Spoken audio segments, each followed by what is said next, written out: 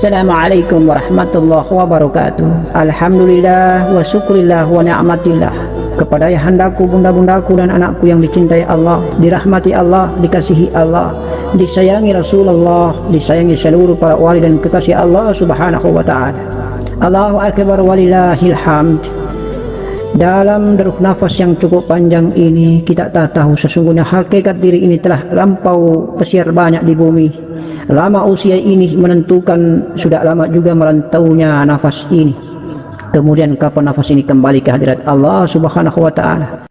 Ilmu tasawuf ini adalah ilmu jiwa, ilmu batin, ilmu yang mempelajari tentang kisah diciptakannya ruh atau jiwa, kisah diciptakan atau dizahirkannya asal muasal pertama sebagai hamba.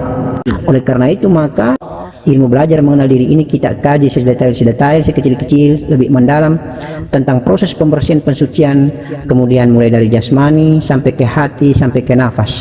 Dan sumber ilmu ini harus jelas sanadnya dari Datuk Baginda Nabi Muhammad SAW agar tidak mampu diserupai oleh jin manapun juga. Insya Allah cinta itu dibagi atas dua, cinta hakikat dan cinta syariat. Cinta hakikat adalah cinta yang rahasia, yang tidak bisa diungkapkan dengan kata-kata kepada Allah subhanahu wa ta'ala. Cinta hakikat ini, semua cinta syariat itu lebur dan fana di dalam cinta hakikat.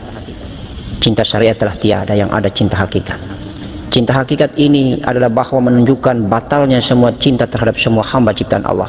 Baik cinta terhadap mursyid, baik cinta terhadap Datuk Baginda Nabi, baik cinta terhadap para sahabat Nabi, baik cinta para ulama, baik cinta terhadap suami, maupun cinta terhadap anak-anak. Tidak ada lagi cinta, yang ada hanyalah cinta kepada Allah subhanahu wa ta'ala. Kesimpulannya bahwa cinta yang kita tujukan hanyalah semata-mata kepada Allah, maka kita bermakrifat. Kalau kita mendatangi cinta kepada Allah, kemudian kita masih menggandengkan dengan cinta-cinta selain Allah, baik cinta terhadap mursyid, baik cinta terhadap baginda Nabi Datuk kita, baik cinta terhadap datuk-datuk para wali dan para sahabat, cinta terhadap suami dan cinta terhadap anak, maka gagallah kemakrifatan kita. Yang kedua, cinta itu disebut dengan cinta syariat, cinta biologis. Cinta syariat itu lebih diutamakan kepada cinta biologis, karena memang cinta itu membatalkan segalanya berdasarkan cinta hakikat. Untuk itu maka maknaikanlah cinta, maknakanlah cinta itu sebenar-benarnya cinta, yaitu cinta hakiki, cinta yang tidak terbentuk dan dibentuk oleh profil dan sosok biologis ciptaan Allah subhanahu wa ta'ala. Tetapi cinta yang dimaksud adalah cinta yang tidak terurai dengan kata-kata dan kalimat, cinta yang hakiki, cinta seorang pencipta, cinta sang yang pencipta, zat yang agung terhadap hambanya dan hambanya kepada zat yang agung. Cinta syariat atau cinta biologis ini adalah merupakan cinta dunia, adalah merupakan cinta material, merupakan hijab terbesar, menggagalkan seseorang menuju ke pintu negeri cinta kepada Allah. Banyak para wali-wali Allah gagal bermakrifat bertemu Allah, karena jangankan manusia, sedangkan bidadari yang cantik pun akan menjadi hijab untuk bertemu dengan cinta hakikat Allah subhanahu wa ta'ala. Tetapi cinta yang lebih tinggi adalah cinta hakikat, cinta ma'rifat billah, cinta kepada Allah, yang hanya diungkapkan dengan perasaan hati seorang hamba yang lagi mencintai dan Allah yang mencintai. Dan itulah yang perlu diamalkan. Untuk itu maka terjadi hubungan antara di atas sajadah dan di luar sajadah. Di atas sajadah kita berikrar, di luar sajadah kita amalkan. Mudah-mudahan Allah meridhoi khasanah rahasia ini dapat berkunjung kepada setiap hambanya melalui ilmu kalam dan hayatnya. Sifat 20 Nur Muhammad, itulah hakiki zat Allah, itulah hakiki Nur Muhammad, itulah hakiki rupa dan jasad Adam. Rahasia Allah subhanahu wa ta'ala ada yang diberikan kepada kita untuk kita fahami dan menetap di akal kita, ada juga tidak dibawa pulang menjadi milik Allah subhanahu wa ta'ala, yang mungkin ada iktibar dan rencana yang akan diberikan oleh Allah selanjutnya. Kisah ini terjadi karena perjalanan ketika kita tidur atau tafakur. Insya Allah pertama, tanda bahwa sesungguhnya Nur Muhammad diri kita tenggelam di dalam zatnya Allah, atau jiwa kita sudah menyatu dan tenggelam di dalam zatnya Allah subhanahu wa ta'ala. Ketika jiwa kita tenggelam di dalam zatnya Allah, maka hanya ada dua. Yang pertama, kita tertidur. Yang kedua, kita mati meninggalkan dunia dan tidak pulang-pulang lagi ke bumi. Ketika kita tertidur, maka disitulah kita melihat atau mimpi, atau kita kasaf dan mukassafa, maka ada dua peranan yang diberikan Allah Subhanahu wa taala. Kisahnya ini terjadi, mimpi itu datang bersumber daripada zat Allah, dia hinggap di alam nur, maka kita melihat indahnya, sinarnya dan terangnya mimpi itu. Ketika dia pindah hinggap ke alam kalam, maka kita mendengar dan mengikuti bacaan, pembicaraan, kata, untaian, kalimat per kalimat daripada mimpi itu atau tafakur itu. Dan ketika dia hinggap di akal, maka ingatlah kita akan mimpi itu, sadar, dan kekuatan daya hafal kita akan perjalanan mimpi itu berjalan dengan sempurna. Tetapi ketika sesungguhnya apa yang ada di alam akal itu kembali lagi ke zatnya Allah dan tidak keluar lagi, maka itu menjadi rahasia milik Allah Subhanahu wa taala.